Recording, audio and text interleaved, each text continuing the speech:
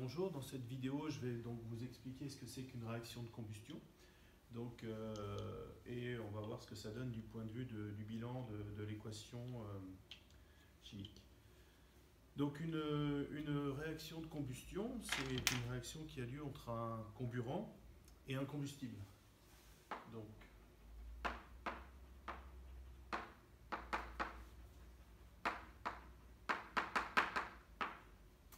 cependant, c'est une réaction qui nécessite d'atteindre ce qu'on appelle l'énergie d'activation du combustible. Pour vous donner un exemple simple, il suffit de prendre une bûche en bois, de la mettre dans sa cheminée, en présence donc de son comburant, le dioxygène de l'air, et on peut la regarder longtemps, il ne se passera rien. Donc tout simplement parce que l'air ambiant n'apporte pas assez d'énergie pour activer la combustion. Alors concrètement, comment ça se passe? On va choisir un matériau qui possède une toute petite énergie d'activation, comme par exemple le soufre qu'on va déposer au bout d'une allumette. Ce soufre, on va donc le frotter contre une paroi rugueuse, un grattoir, et le frottement généré va libérer de la chaleur. Et cette chaleur va être suffisante pour atteindre l'énergie d'activation du soufre, qui va donc initier sa propre combustion. Une fois que la combustion du soufre est réalisée, la chaleur dégagée par la combustion du soufre va permettre d'atteindre l'énergie d'activation de la partie en bois de l'allumette. Et ça va donc générer à son tour un dégagement de chaleur. La réaction est elle-même exothermique. Et la chaleur dégagée par la combustion du bois de l'allumette va permettre d'atteindre l'énergie d'activation des brindilles de bois sec qu'on a disposées dans la cheminée sous la bûche en bois. L'énergie d'activation des brindilles en bois étant atteinte, elles vont réaliser leur propre combustion, dégager de la chaleur puisque ce sont des réactions exothermiques, et atteindre l'énergie d'activation, cette fois-ci, de la bûchette en bois. La bûchette en bois réalisant sa propre combustion va dégager suffisamment de chaleur pour auto-entretenir sa propre combustion, et ainsi, en disposant une nouvelle bûche en bois sur la bûchette en bois qui a initié sa combustion, cette combustion va être auto-entretenue tant qu'on aura une bûchette en bois qui dégagera de la chaleur. Bien. Donc voilà, on y va crescendo.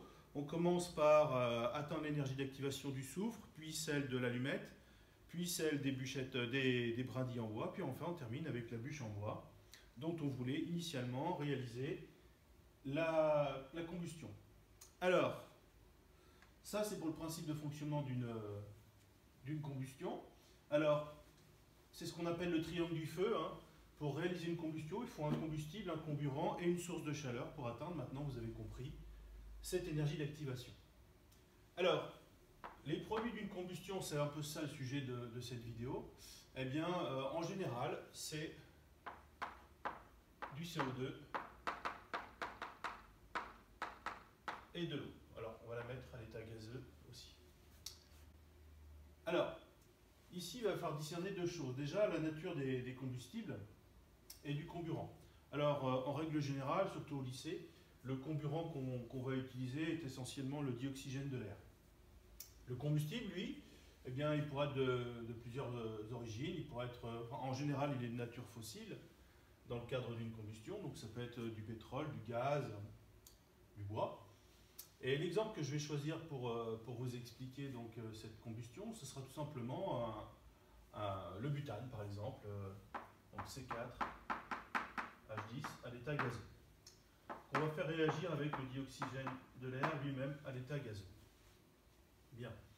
Alors, deux cas de figure vont se présenter à nous, en fait. Ce qu'on va appeler la combustion complète et la combustion incomplète. Alors, on va commencer par la combustion complète. Il faut considérer que le combustible qu'on a là, d'origine fossile, c'est une réserve à carbone dont les atomes de carbone n'ont pas été oxydés. Alors, c'est ce qui va se produire au contact du dioxygène de l'air, puisque maintenant, vous l'aurez compris, une réaction de combustion, c'est une réaction d'oxydoréduction. Donc, on va oxyder le carbone qui est présent dans le combustible grâce au dioxygène de l'air, qui lui, du coup, va se réduire. Alors, les couples redox, on aurait très bien pu les écrire au préalable, mais là, on va les écrire de fait dans l'équation chimique, puisque le dioxygène présent dans O2 va se réduire en eau, et le butane, donc du moins le carbone présent dans le butane, va s'oxyder en dioxyde de carbone. Donc du coup, pour équilibrer l'équation chimique, vous avez l'habitude, donc on part de 4 atomes de carbone dans le butane, donc il nous en faut 4. On part de 10 atomes d'hydrogène, chaque molécule d'eau nous en apporte 2, donc il faut en prendre 5. Donc le carbone et l'hydrogène, c'est ajusté. Maintenant, on va s'occuper des atomes d'oxygène, donc de l'élément oxygène. On en a 5 ici, plus 4 fois 2, 8 ici. Ça fait donc 13. Donc 13 demi, parce qu'on apporte 2 atomes d'oxygène par molécule de dioxygène. Donc voilà le bilan de cette combustion.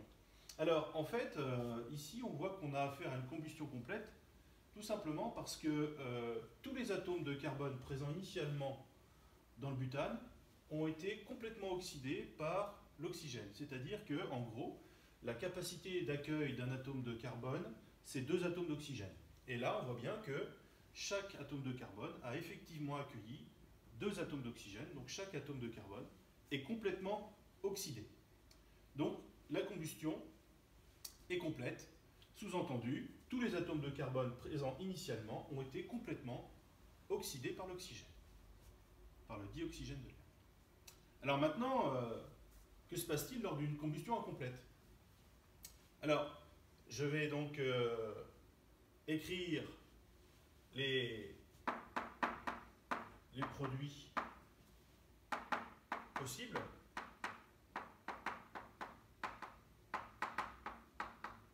Voilà. Donc ça, c'est ce qu'on a lors d'une combustion complète. Et ça, c'est ce qu'on va avoir lors d'une combustion incomplète.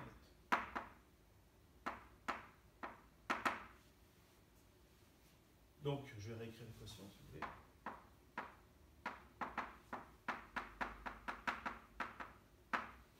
Alors là, qu'est-ce qu'on remarque?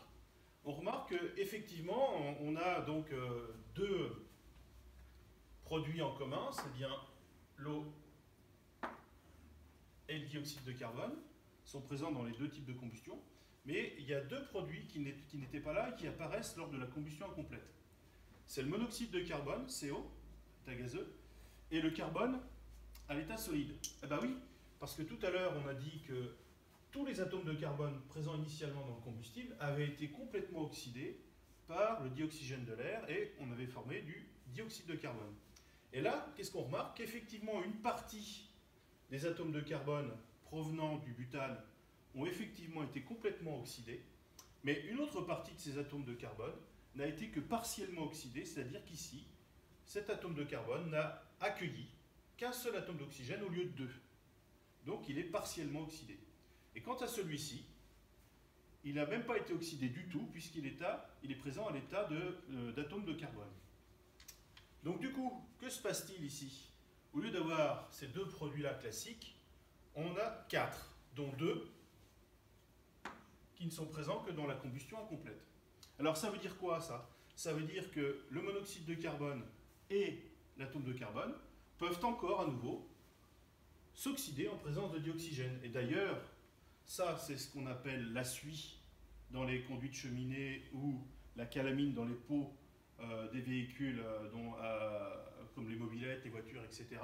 C'est-à-dire que ça, c'est une source de problème puisque ça peut créer des feux de cheminée dans la mesure où si l'énergie d'activation est atteinte, on peut oxyder cet atome de carbone en dioxyde de carbone ou en monoxyde de carbone, et donc provoquer une réaction de combustion à l'intérieur même du conduit de cheminée ou du pot d'échappement du véhicule.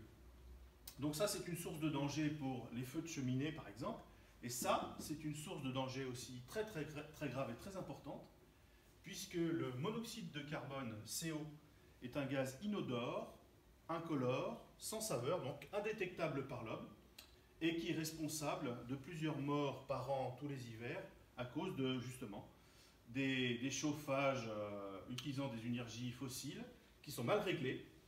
Et lorsqu'on a un chauffage qui est mal réglé, on crée une combustion incomplète, on dégage du monoxyde de carbone, et ce monoxyde de carbone est responsable de plusieurs morts par an par asphyxie. Donc ça remplace le dioxygène dans l'hémoglobine qui véhicule le dioxygène pour alimenter les organes vitaux. Le monoxyde de carbone prend la place du dioxygène et la mort intervient par asphyxie en règle générale durant le sommeil.